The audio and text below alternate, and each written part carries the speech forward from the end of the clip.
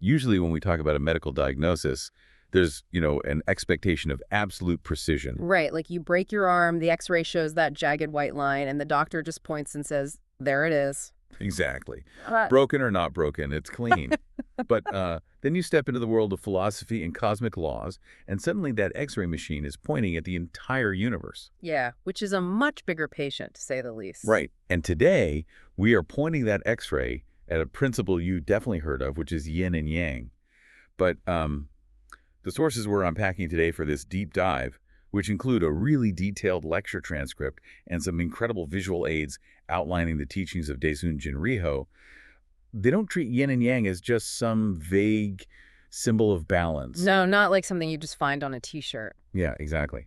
They treat it as this rigid, mechanical blueprint that dictates absolutely everything in reality. I mean, from social equality to the literal reordering of the cosmos. We are looking at a highly specific system here, primarily through a text they reference called the Yin Yang Sutra, or Yin Yang Gyong. Right. And, it is really important to note for you listening that these sources contain specific religious and philosophical doctrines from a distinct tradition. Yeah, absolutely. So our goal today is not to endorse these viewpoints or prescribe a belief system for anyone. We're just here to impartially explore the narrative, the underlying mechanics, and the really fascinating historical context contained in these specific texts. So let's start with the baseline of this system, because the way these texts define, perfect balance is completely counterintuitive to how human societies usually operate. It really is. The lecture introduces these two core concepts from the I Ching, or the Book of Changes. Okay, let's unpack this. What's the first one? So the first concept is Hua Su Mi Jie, which translates to fire being above water. And in this framework, when fire is on top, the universe is considered incomplete. It's an unresolved state. So fire on top is bad, or at least unfinished. Right. And the second concept is Suwa Gi Jie, which means water is above fire. This is considered the completed, perfected state of the universe. I'm picturing a literal pot of water on a stove here. That is actually the perfect way to look at it. Let's look at the physics of that boiling pot for a second. Because for that pot to do anything useful, to cook a meal or boil water for tea, the fire has to be underneath the water. Exactly. When fire is placed under water, the heat naturally rises, right?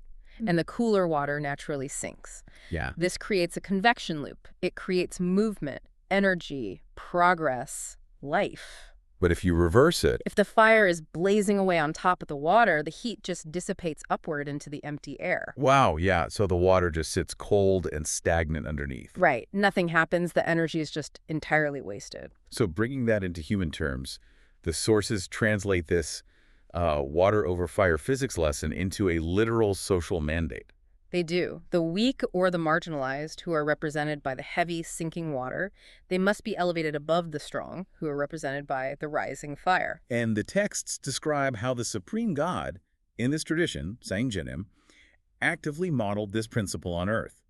And this was during the deeply patriarchal, strictly hierarchical Joseon era in Korea. Right, a time when your class and your gender dictated every microscopic detail of your existence. It was incredibly rigid. But the sources outline this series of actions Saengjinim took, known as Cheonjigongsa, which translates to cosmic works. I've actually looking through the notes on these cosmic works, and they weren't just like polite gestures. There's this one story where Saengjinim is walking down a road and sees two older women approaching. Right, and in the Joseon era, women were absolutely required to yield the path to men. Yeah, but instead, he steps completely off the road, turns his head, and yields the path to them. Which was a radical, structurally subversive act at the time. He wasn't just being a gentleman, He was mechanically putting the water over the fire. Elevating the water. Exactly. He was taking those who had been forced to the bottom of the social hierarchy and physically elevating them. And he did the exact same thing with the dissemination of his teachings. He didn't go to the elites, right? No, he didn't summon the scholars or the aristocrats. He summoned 6 shamans. Wait, shamans were at the absolute bottom of the social ladder then, right? The lowest of the low. I mean, they carried generations of social stigma. But by giving them the teachings first, the texts argue he was resolving their deep historical grievances. So correcting a cosmic imbalance. Right. The heat of the fire had to be placed under the coldest, lowest water to get the universe moving again. Okay, I'm looking at the visual aids we have. There's a sketch here that really caught my eye. It looks like a tavern owner. The notes call her a Jumo. Yes, the Jumo. And she's holding this piece of paper with the words female general written on it, and she's leading a huge crowd of women against a very wealthy-looking man's house. What is the context for this? So that is a prime example of overturning a corrupted system. This tavern owner made a really meager living selling alcohol during the harsh winters. Okay. But a wealthy local man used his influence to create a monopoly on the alcohol trade with the local government, Oh, wow. So he just boxed them out entirely. effectively destroying the livelihoods of hundreds of these small female tavern owners overnight. It is a textbook case of fire overpowering water, the strong hoarding all the resources and letting the weak freeze. So how does a piece of paper fix a government monopoly? Well, according to the narrative, Sang Jinim witnesses this woman's absolute despair. He writes the characters for female General Yo Jangan on a piece of paper and burns it. And that does what exactly? This act is described as transferring a massive surge of vital energy to her. She grabs a stick, rallies hundreds of the other tavern women, and they physically march on the rich man's house. That's incredible. And the sheer, overwhelming force of their united front terrifies him into backing down and dismantling the monopoly. It's forcing the social structure to act like that boiling pot again. You know, there's another detail in the notes about a servant named Janamsik that plays into this perfectly. Ah, yes. He was essentially a slave to one of Sangjanim's closest followers. And whenever Sangjanam spoke to this servant, he used the highest possible honorifics, like treating him like royalty. Right. And the follower was completely horrified, but Sangjanam rebuked him, saying that treating humans as servants was a flawed, arbitrary human law, not a law of heaven. And the true brilliance of that story is hidden in the servant's name itself. The lecturer breaks down the characters of Janamsik. Okay, let's hear it. So Ji translates to a pond. Nam means south, representing a sunny, warm place, and Sik means to plant.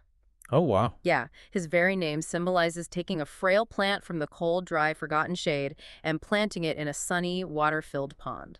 That is the ultimate metaphor for elevating someone out of misery into warmth and light. It really is. Okay, so if reordering society and correcting historical grievances is step one, how does handing a tavern owner a piece of paper or, yielding a dirt road scale up to managing the actual physical universe? Well, that scales up through the mechanics laid out in the Yin Yang Sutra itself. This is where we move from social philosophy to actual cosmic architecture. Wait, hang on. I'm looking at the first line of this sutra in the transcript here, and it says Jianzhang Gonsen, which they translate to, heaven decides, earth follows. Yes. Doesn't that sound like the exact opposite of the equality we just spent 10 minutes talking about? It definitely sounds that way at first glance. I thought the whole point was elevating the weak and tearing down rigid hierarchies.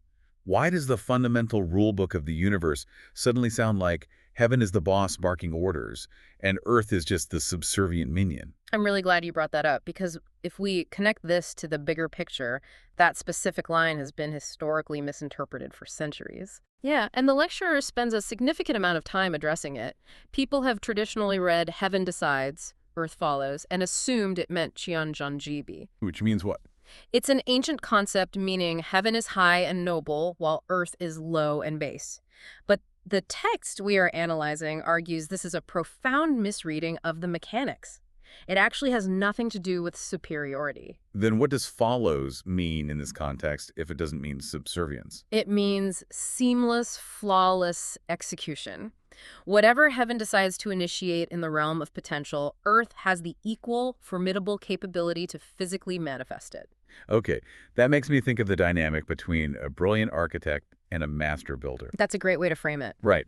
An architect can sit in a studio and design the most beautiful, physics-defying skyscraper in the world. They hold the blueprint. That represents heaven deciding the plan. But without the master builder representing the earth, who actually understands the tensile strength of the steel, who coordinates the pouring of the concrete, and who executes the vision in 3 dimensions, that blueprint is just a worthless piece of paper. Right, and let's take that analogy a step further. If the builder shows up to a vacant lot with a crew and materials but no blueprint... They're just stacking bricks randomly. Exactly. They might build a wall, but they won't build a functional skyscraper. Neither rule is better or higher than the other.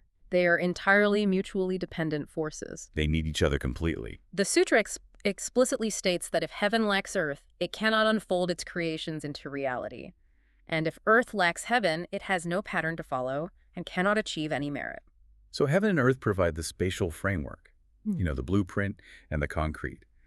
But the sutra expands this yin-yang caring to the sun and the moon as well. Yes, and this is crucial because the sun and moon don't just represent glowing orbs in the sky.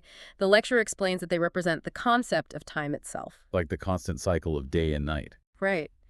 The sun represents yang, which is the active phase. It's the expenditure of energy, the waking hours, the doing. And the moon.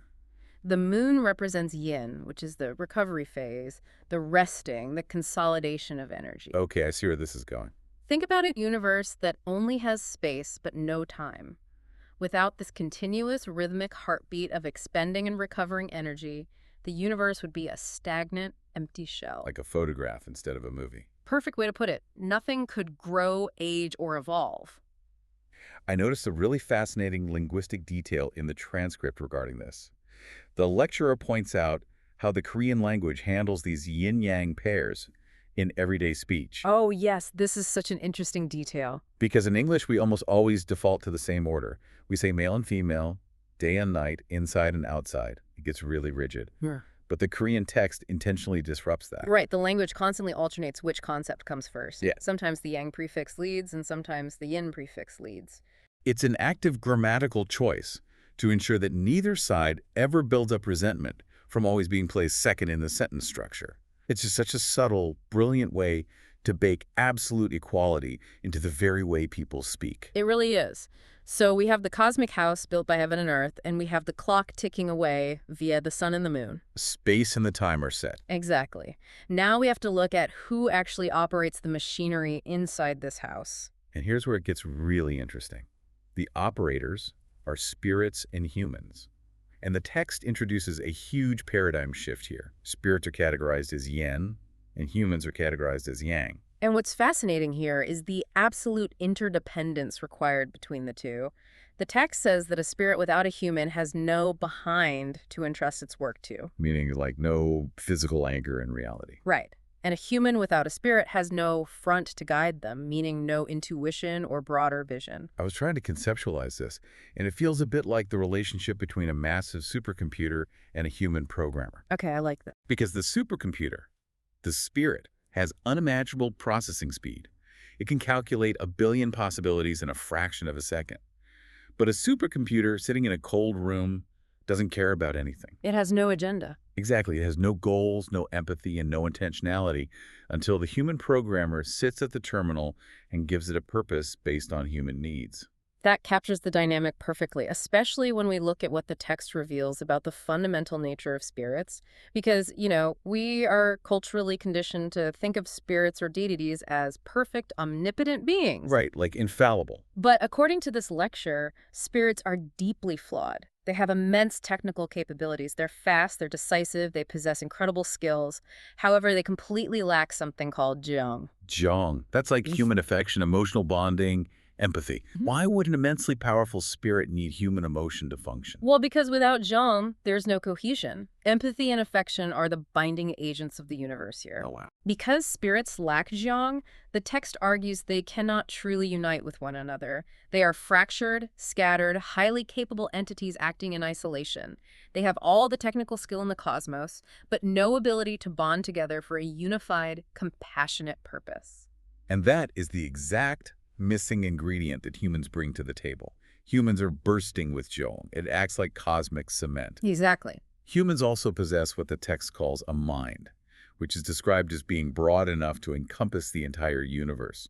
So you take the rapid, frictionless capability of the spiritual realm and you bind it together with the emotional cement of the broad, goal-oriented mind of a human. And when you combine those two things, the entire operating system of the universe gets a massive upgrade. It means humans aren't just lowly, subservient creatures meant to burn incense and worship the spirits out of fear. We hold the literal missing ingredient. Yes, the ingredient that the spirits desperately need to function properly. Okay, I have to pause here because I know what you're thinking as you listen to this. The idea of spirits needing to fuse with humans to do their work sounds, well, terrifying. It sounds like being possessed in a horror movie, right? Exactly. Are the texts advocating for people to surrender their bodies to roaming spirits? The lecturer is extremely careful to draw a hard line here. distinguishing between two vastly different concepts. What you're describing is low-level possession, which is called bingui. And that's bad, right? Right. In this framework, bingui is a parasitic relationship. It's spirits making excuses to use a person, freeloading on their energy and overriding their free will. That is considered a corrupted state. Okay, so what's the goal then? The ultimate perfected goal of this union is called gamtong. Gamtong translates more to inspiration or like a deep intuitive resonance, doesn't it? Yes, it is an equal, frictionless collaboration where both parties retain their agency. The lecturer gives a wonderfully grounded example of what gamtong actually looks like in daily life. Oh, the bean merchant. Right. Picture an experienced merchant in a bustling market. A customer asks for exactly $1 worth of beans. The merchant reaches into the barrel, grabs the handful, and tosses it on the scale. And without even looking, it's exactly $1 worth. Exactly, down to the final bean. Or think of a scientist or scholar who has been staring at a complex problem for years, and suddenly, while they're just washing the dishes, they get a brilliant flash of insight that unlocks the whole thing. That is gamtong. It's not a spirit taking over your motor functions, you know. It's a spirit whispering the exact right calculation into your mind, and your human body seamlessly executing it through your own cultivated skill. It's an elevated intuition born from mutual respect. You are equal partners. So what does this all mean for you, listening right now? Because the cosmic unions, the architectural blueprints of heaven and earth, spirits needing human affection, it's incredibly grand. It's a huge scale. But how on earth does a normal person actually practice this yin-yang philosophy on a random Tuesday? Well, the sources are actually surprisingly practical about application. Yeah. The very first step to achieving this grand cosmic union isn't an elaborate magical ritual on a mountaintop. Thank goodness for that. Right. It starts intimately. It starts with aligning your own mind and body. You have to achieve internal balance first. And once you have that, the second step is family harmony, a concept called gawa mansasyang. Gawaman Sasyang. The idea that if the home is harmonious, all things in the universe can be accomplished. The texts insist that the family is the first gate of all spiritual practice, right? It's the immediate microcosm of the universe. Exactly. If a husband and wife are fighting, they aren't just having a bad day, they aren't just being grumpy with each other over the dishes. In this framework, they are actively, aggressively breaking the fundamental order of the universe. So they're the architect and the builder tearing up the blueprint in the middle of the construction site. That is exactly what they're doing. There's a fantastic anecdote in the lecture about exactly this. A follower of Saint-Genim had a massive, screaming fight with his wife. And immediately after the argument, he walked over to pay his respects to Saint-Genim. And Saint-Genim severely scolded him. Yeah, he basically asked, how dare you come here trying to commune with heaven when you are actively waging war in your own house? You can't possibly align with the macrocosmos if you can't even align with the person sitting across the kitchen table from you. It grounds the entire philosophy in profound accountability. The universe isn't just some abstract void out there, you know? It's right in your living room. The way you speak to your partner, the way you treat your family, it utilizes the exact same energetic mechanism as how heaven interacts with Earth. So if we synthesize everything we've pulled from these texts today, what is the ultimate takeaway? Well, the primary takeaway is that, according to these sources, the universe as we know it is currently operating in an incomplete, unresolved state. The Hossa state. Right, fire blazing pointlessly over the water. Heaven and earth have set the stage, but the universe will only achieve its perfected state when humans and spirits finally and fully unite through gamtong. This equal collaboration is meant to usher in what the text calls the Injan era. The age of human dignity. The era where humans are no longer expected to bow down, scrape their knees, and beg the gods to fix a broken world. We are expected to step up. We are required to be equal operating partners in the active management of the universe. It is a profound shift in perspective. It really takes humanity off its knees and puts us right at the control panel. And I want to leave you with a final thought, something to mull over as you go about the rest of your day. The text mentioned that right now, in this incomplete universe, spirits and humans are eagerly waiting for each other. They're actively searching for their counterparts. Right. So consider your own life. Think about those quiet moments where you feel a lingering sense of loneliness or that persistent, hard-to-define feeling that you are meant to be part of something much larger than yourself. What if, according to the mechanics of this philosophy, that feeling isn't just a psychological state? What if it's not just brain chemistry or a lack of socialization? Exactly. What if it is a literal cosmic vacancy? What if there's a spirit right now, waiting just out of sight, possessing immense capability but lacking cohesion, eager for you to bring your human affection, your brilliant mind, and your domestic harmony to the table, so the two of you can finally finish building the universe together? Thanks for joining us on this deep dive. Keep questioning, keep exploring, and we'll catch you next time.